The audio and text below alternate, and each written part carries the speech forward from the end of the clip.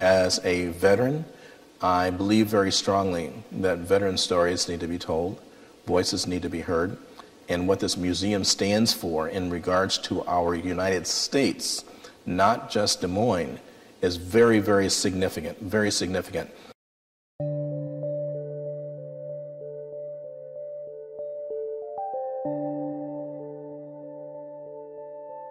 I grew up in a small community called Chesterfield, which was a poverty community,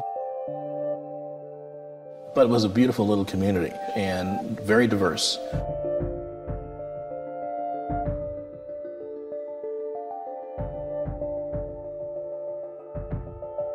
I received my letter of draft notice on Friday the 13th.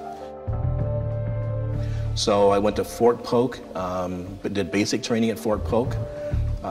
AIT at Fort Sill, Oklahoma, was trained in artillery. And in Oklahoma, we were trained in the 105 howitzers. In Vietnam, we shot the 155 howitzers.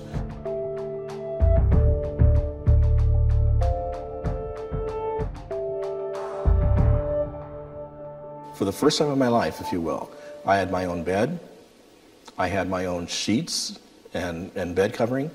I was given like 3 sets of clothes. I had never had 3 sets of new clothes before in my life. New boots. Whoa, I have never had a new pair of shoes in my life. I had 3 meals a day. I had never, ever had 3 meals a day in my life. And I'm getting paid for it. Got my own roof over my head. There's no breeze coming in, no animals walking through, and so forth and so on. Shower, running water in the house. I did not have running water in my house all the way from junior high through high school. Running water, electricity, or heat.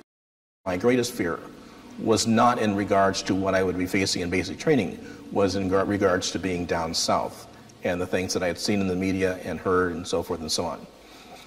And I had my strong preconceived notions about anybody with a southern accent. And then I got in my unit and had friends or had people in the unit that were Southerners that talked with strong Southern drawl, and I was a Yankee, and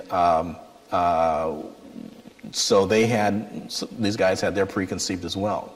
It took about 4 weeks, if you will, for that to do a total turnaround and recognize and appreciate them as a brother in the military, in the task that was before us.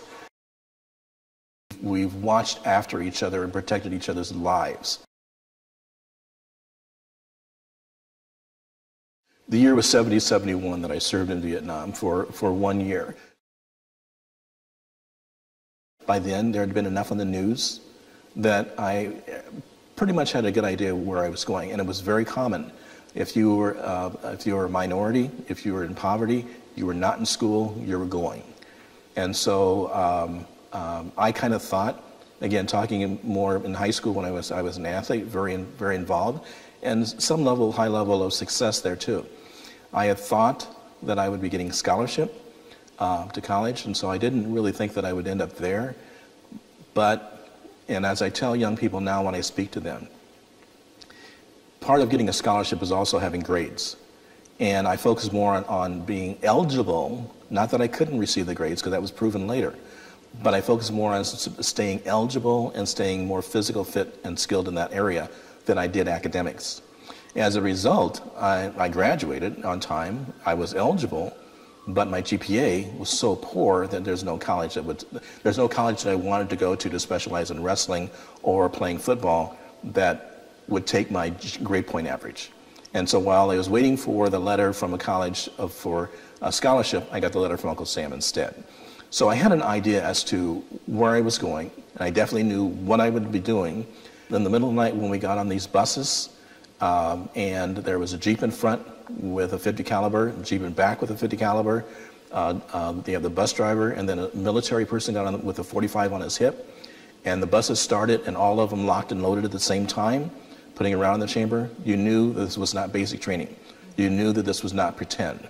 Anxiety, fear set in, and it really doesn't leave until the wheels hit the United States again. I recall very vividly being the rookie in country. You were told to prepare your gun, period. And you take your huge howitzers, you put the trails together, you put the ammo on the back, or put it in another slate, and your food and so forth, your sea rations on the back. Then you get on top of this howitzer, which is probably a good 50 feet up there, and it's strapped on 4 sides, and you hold this ring. Chinook comes in, blowing sand and dust every which direction, and my job as a rookie was to hold it up over my head, put this ring on this hook on the Chinook, and then hopefully jump off of it to the ground before he takes off.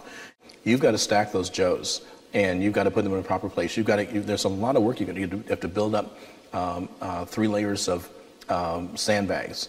A 155 howitzer is a pretty big cannon, if you will. It can shoot a 98-pound Joe approximately 20 miles. It comes in 2 parts. The 98-pound Joe is approximately 3 feet, 32 inches tall. We would get probably 6 to 8 rounds out in 1 minute. And you're doing it by one person, slamming that in there, and then you have powder bags, and they have several powder bags depending on how far you want it. The next person, the rookie, new to the country, their job was simply putting the powder bags in there. You simply have to flip the switch or pop the fire pin up. But if you pop the fire pin up, you better get your hand out of the way in a hurry, because there's a heck of a recoil. And so that's why they have a string. Then you can get your hand out of the way, if you're lucky. Then you have to pull the gun back up, put it where it goes, and it takes all that time. And people need your help out in the country, out of the jungle where they're taking fire. And so the gunner at the top with the scope, he has a location off someplace that he looks in, and then he has to make sure that the tube, that his screen is back in that location, knowing that the tube is right again. There's things that you have to do. Socializing with command and so forth is not an option.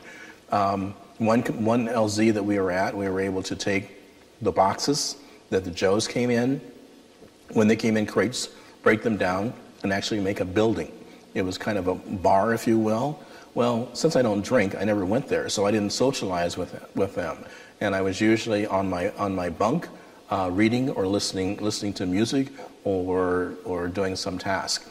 So I'm not a big social butterfly. Went in as a drafted, 2-year service, came out as a buck sergeant, the highest rank you can receive in 2 years, and so I had the opportunity to have all of the tasks there.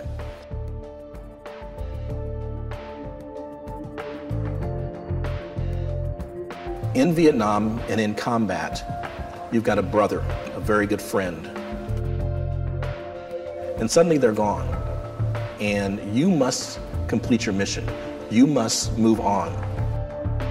You never have an opportunity to mourn. You never have an opportunity to reflect or whatever. And then when people go to the wall, it all comes out. I was overwhelmed. I was taken back a lot. If you want to live, you better know with the guy next to you, how he breathes. When he walks, what his walk sounds like. He is you in an extension. It makes no difference of their ethnicity. It makes no difference of the socioeconomic background. It makes no difference in all this other stuff. When you're that close under life circumstances, there's no room for hate. There's no room for dissent. There's no room for prejudice.